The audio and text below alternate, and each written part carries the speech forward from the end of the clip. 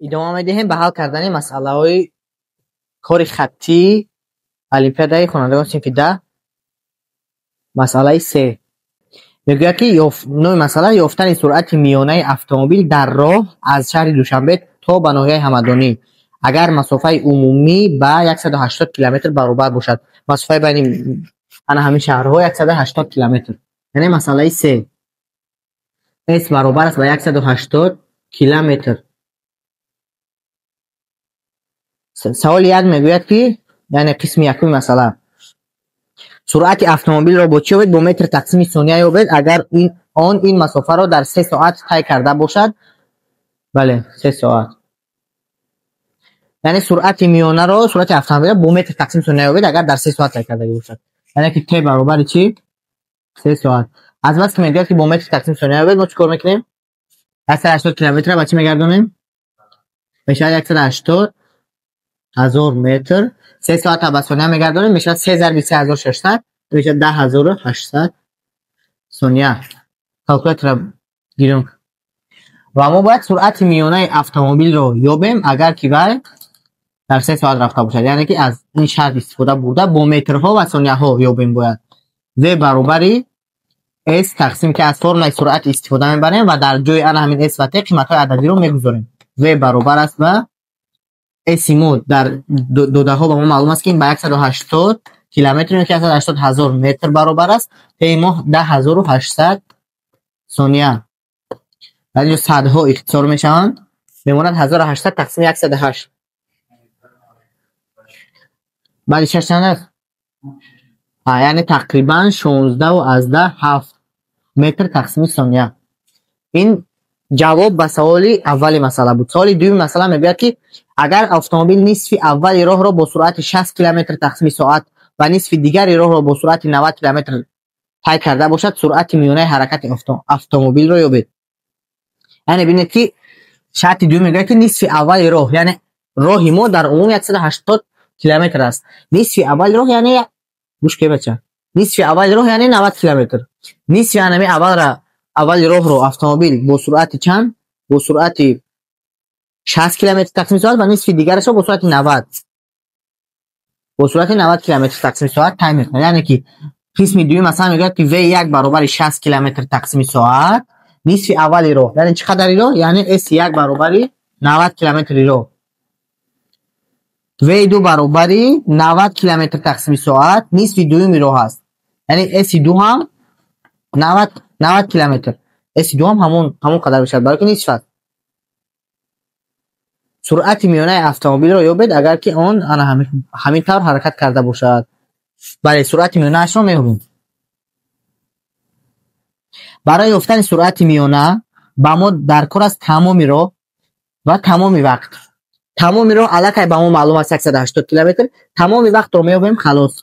یعنی تمام وقتی ما این برابر است با وقتی که نصف اول راه رو میرود جمعی وقتی که صرف میشد برای طی کردن نصف دوم راه و t1 و t2 رو موافقت باز از فرمول سرعت v1 برابر s1 تقسیم t1 یاد بنویسیم.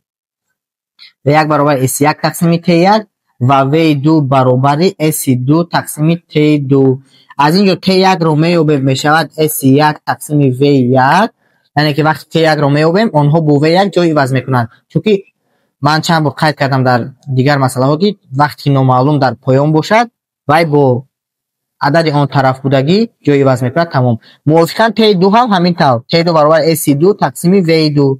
انا t2 رو اومده در اینجا میگذاریم یا که اومده در اینجا رقم هایش رو میگذاریم حاصل میکنیم بعد اومده در اینجا میگذاریم. میگه که اگر رقم ها رو هم بذاریم این 90 است 90 تقسیم چند؟ v1 60 یکی کیلومتر تقسیم ساعت تقسیم v1 برابر است 60 کیلومتر تقسیم ساعت 90 تقسیم 60 میشه 1 ساعت. باز اینجا 90 تقسیم 90 1 ساعت. یعنی میتونیم که قیمت های عددی رو یافته آورده در اینجا بذاریم میتونیم که همین طور بیاید قیمت های عددی رو بمونیم. یعنی که t1 برابر است با 90 کیلومتر اول تقسیم v1 ما 60 کیلومتر تقسیم ساعت میشه 1/5 ساعت. ما با ساعت ها و کیلومتر ها کار کرده استودیم. t2 ما 90 کیلومتر تقسیم 90 کیلومتر تقسیم ساعت یعنی s2 تقسیم v2 s2 ما 90 کیلومتر تقسیم 90 کیلومتر تقسیم ساعت یعنی 90 تقسیم 90 میشه 1 ساعت. تمام وقت ما می شود پی از جمع پی دو یعنی یک نیم جمع یک میشه 12 ساعت. تمام سرعت میانه ما در تمام را میشه تمامی رو یعنی 80 کیلومتر تقسیم تمامی وقت یعنی 12 ساعت. این برابر میشه با 60 میشه 72 کیلومتر تقسیم ساعت. این جواب به سوال دوم مسئله بود. سوال سوم میگه که از شرط ب استفاده بوده یعنی از شرط دوم استفاده بوده وقتی صرف شده رو در این حالت یابید.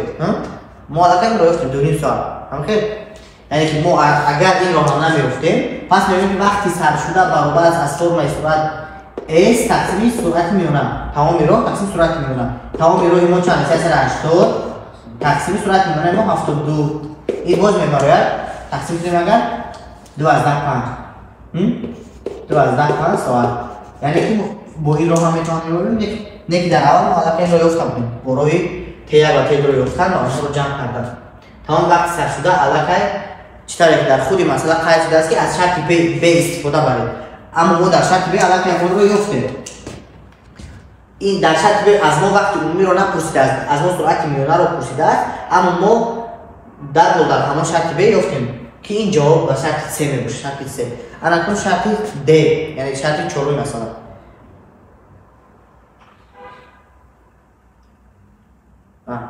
میگوید که اگر اتومبیل نصف اولی وقت با سرعت 60 کیلومتر تقسیم ساعت و نصف دومی وقت با سرعت 90 کیلومتر تقسیم ساعت حرکت کرده باشد سرعت میانه آن را یابید.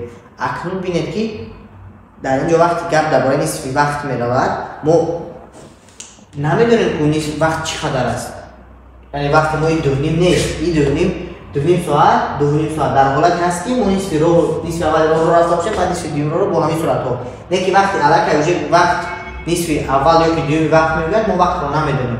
اگر وقتی ما معلوم میگود پیشکی مثلا میگفت 2 ساعت در 2 ساعت رفت ما علاقه میگفتیم 2 ساعت بعد تقسیم میکردیم یک نصف اولش 1 ساعت میشه اما از بس که مسافه ما علاقه معلوم است تغییر نمییابد ما نصف راه رو که گفت ما رو تقسیم کردیم بر کیلومتری اما وقتی ما پیشکی معلوم نیست فهمو یعنی که ما چیکار میکنیم میگن که اگر از نصف اول وقت با سرعت 60 نصف دوم با سرعت 90 رفته باشد سرعت میانه آن رو یابید. خیلی ما چیکار میکنیم ما میگیم که وقتی ما فرض کردیم که ت تمام وقت ما 2 نصف اول ما چند میشود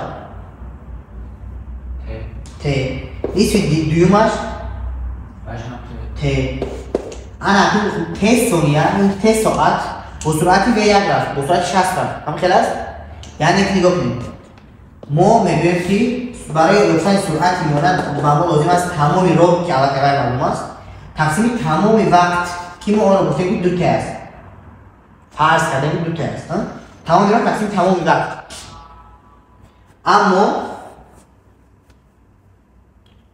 سرعت میانه با ما معلوم نیست 2 ت هم با ما معلوم نیست حرفش معلوم است اس با ما معلوم است اما ما چیکار میکنیم ما اس رو فرض میکنیم که معلوم نیست یعنی که اس معلوم است اما چطور معلوم است نگاه کنید وقتی ما میگیم که نصف اول رو رفت در مدت وقت ت ما نمیدونیم که با نصف اول چند کیلومتر رفت یعنی اس یک معلوم نیست با ما اس عموما معلوم است فرض میکنیم که در اینجا یعنی که باز من همین فرمول رو برای قسمت‌های اون بنویسم انا این فرمول است v1 برابر s1 تقسیم t1 v2 برابر s2 تقسیم t2 از اینجا s1 و s2 رو میابیم اگر ما s رو یافتیم از فرمول سرعت هر دو این بزرگا ضرب میشوند s رو یافتیم از فرمول سرعت هر دو این بزرگا ضرب میشوند s برابر میشه با v ضرب t s1 برابر میشه با v1 ضرب t1 اما t1 ما t است دست s1 برابر v1 ضرب t s2 برابر v2 ضرب s عمومی ما میشه s1 جمع s2 اس عمومی ما میشه که اس یک منشه است و یک ت یعنی اس یک و یک ت جمع اس دو همون و دو ت همین رو آورده در این جمله میذاریم در این فرمول یعنی تمام اینا رو ما افاده اش رو یافتیم افاده تمام اینا رو یافتیم در این جمله میذاریم و حاصل میکنیم سرعت میانه برابر با تمام اینا به یک ت جمع و دو ت تقسیم تمام وقت دو ت تیو از خاص میبرم میموند به یک جمعی به دو تقسیم دو ت چی خسا میشه؟ اینجا ضرب این به این میرم بماند V1 جمع V2 تقسیم 2 60 جمع 90 تقسیم 2 تمام جمع کرده تقسیم 2 یعنی این رنگ میونه اسمید کشید این بود مسئله چند؟ مسئله 3